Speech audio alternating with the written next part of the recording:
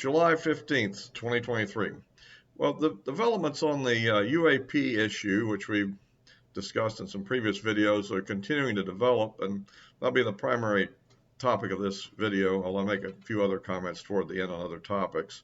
But essentially, things have been proceeding along fairly good. We're expecting a hearing before the House Oversight Committee sometime in later on this month, apparently. And then there's ongoing legislative actions that are being proposed for the National Defense Authorization Act that would require the and kind of give a timeline for the people that have access to exotic extraterrestrial or materials, to basically declare them and let the I guess the Arrow group know what they have. And of course, we're still waiting to see what's going to happen with the David Grush, issue that's, of course, before them already. And apparently, he's already testified to them, and so that's ongoing. But now a new development is that Senator Schumer, the Senate Majority Leader, is announcing he's proposing legislation which will create a 9-member commission or panel that will address this subject and investigate it and so forth. And that one has given me a little bit of pause, and I'll kind of explain a little bit why. Not just because it's Senator Schumer or anything like that, but that there's the issue that you have a panel that will be appointed by the president of 9 members. And I'm kind of almost like, do we really need that at this point? Is that the way to go? Because essentially the process seemed to be already underway, and I was kind of just hoping that the committees of the House and Senate would kind of, in their bipartisan fashion, continue to plug ahead and get some results. Now, this panel, in the best case scenario, could be a decisive positive development. But in a worst case scenario, it could be an attempt to actually cover it up again. And I'll explain why in a little bit. Now, if you like these videos, please give me a like. If you haven't subscribed already, please do. And of course, you can forward this to other people that might be interested. So, okay. So here's the situation as I see it, and what I think ought to be done, and then what this could lead to with this new commission. Right now, the problem we have right now is that the testimony that David Grush and several other people have already provided to the Senate and House committees, apparently, particularly the Senate, are classified and relate to special access programs. And I don't know if any of you people know much about those, but in many instances, the actual existence of the program itself is classified. So the classified thing may be simply nothing much more than that the existence of the program is classified, therefore everything to do with it is therefore also classified. And if the existence wasn't classified, most of it might not be that classified, if you see what I'm getting at. So what I'm proposing is, now that the committee has this information, what I would suggest they do is to basically write up a report that they would wish for public to be made public, and then present that to the appropriate authorities in the Department of Defense and in the intelligence community, presumably the Director of National Intelligence and the Secretary of Defense, for him to flow down, for each to flow down to their direct reports as needed, arguing that this should be classified in whole or in part, and that any redactions they see that need to be made should be specified to the committee. Now, remember, this is going to be revealing these programs and so forth. So it'll be interesting to see what kind of a pushback they get from these people. As far as I can tell, they have not yet been fully pinged as to why this material needs to be classified. Those that are witnesses and whistleblowers that are coming forward are simply responding to the orders they've been given pursuant to security guides that they've been under. Okay. And so they should, of course, legally obey that, or they could be in trouble. Although, I am perplexed at this one thing, that, of course, that if one of them were just to go public, are you really going to put them on trial, saying that the reason they're going on trial is it revealed a recovered UFO? But maybe there's some other punishment they have in mind. I know Dr. Greer has an idea what that might be. I'm not sure that that's what would really happen. There is another claim that they would like lose their pension as part of a NDA, that they've sworn that they'll lose their pension and so forth if they were to break the deal. So that may be true too. Obviously, they could be prosecuted, but again, wouldn't that defeat the whole purpose of the classification? Generally speaking, in the past, I think when these things have happened, the idea is to ignore or ridicule the people and discredit them rather than actually put them in prison. Whereas, for instance, if somebody gave information out on a normal type program, like a secret aircraft or weapon system, yes, in those cases, they find themselves years in federal penitentiary. But in that case, they've already done the damage, and we all know that.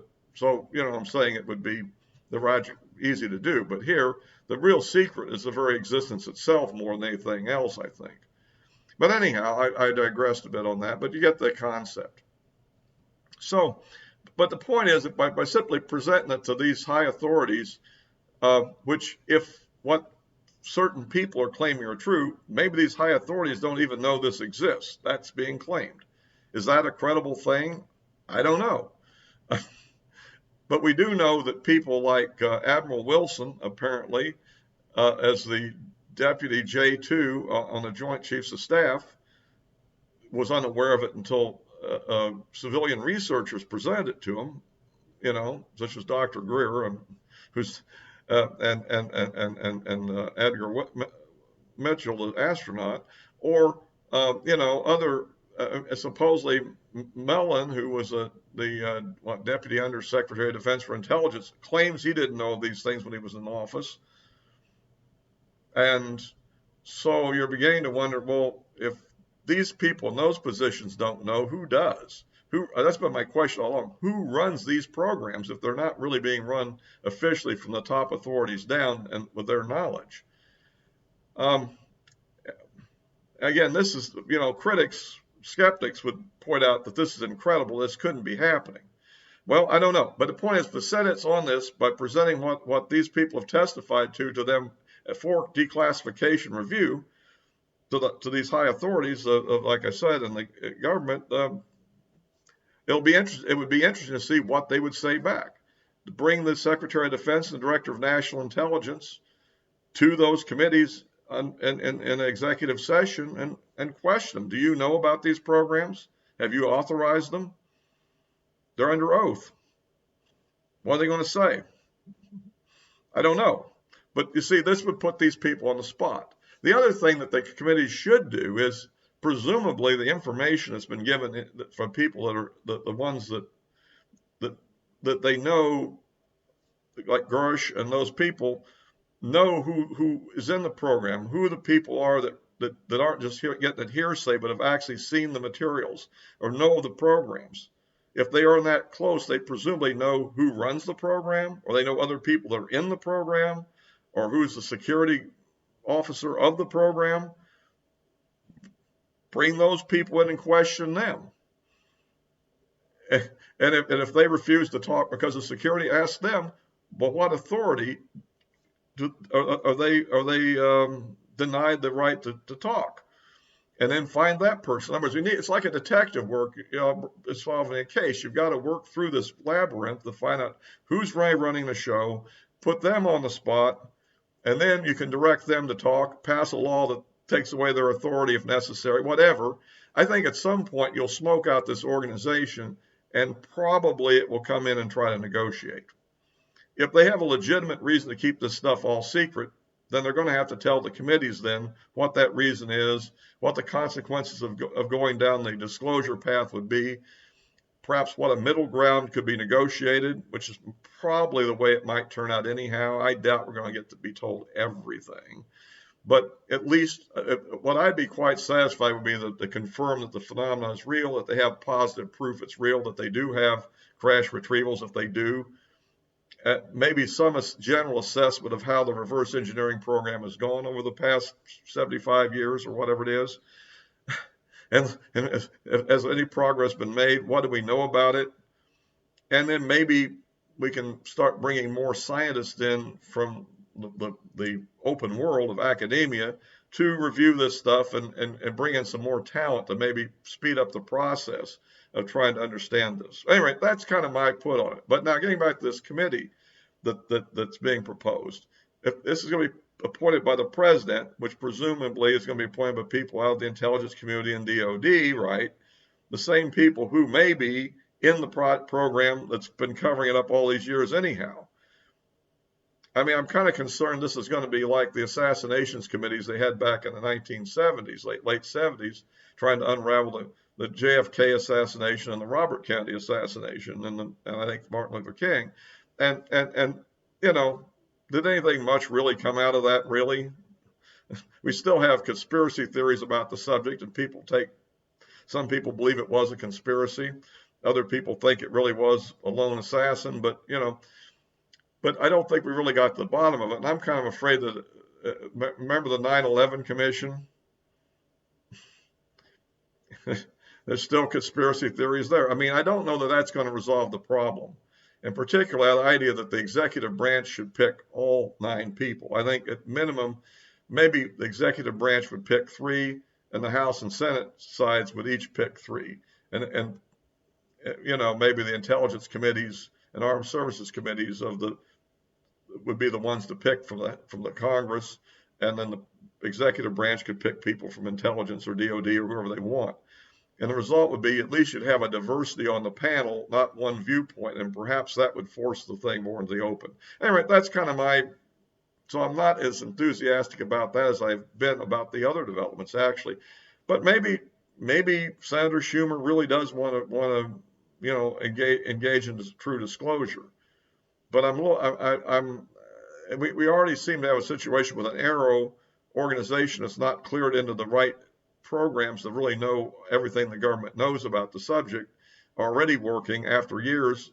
It seems to be being obstructed. It's still not in the right organization it was supposed to be reporting to.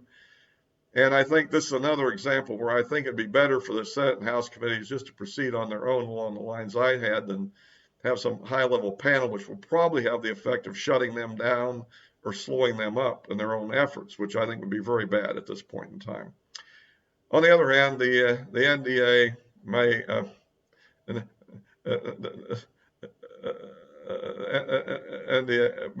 may be stalemated for the time being because of the conflict between the House and Senate on social issues, at any rate. So, at any rate, that's kind of that. I just thought I'd put out my view on that.